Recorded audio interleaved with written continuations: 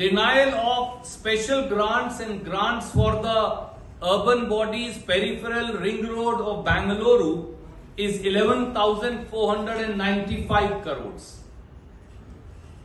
Non-release of budgetary announcement of 2023 for the Upper Bhadra project is 5,300 crores. Denial of share in centrally sponsored schemes other than Jal Jeevan Mission is 4,195 crore.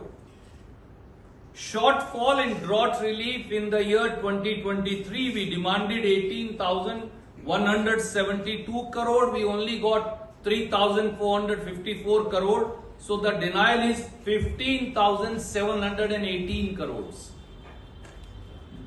Denial or shortfall in flood relief in 2025 is 1,616 crores. If I was to total it, it comes to 1,97,257 crores or 2 lakh crore.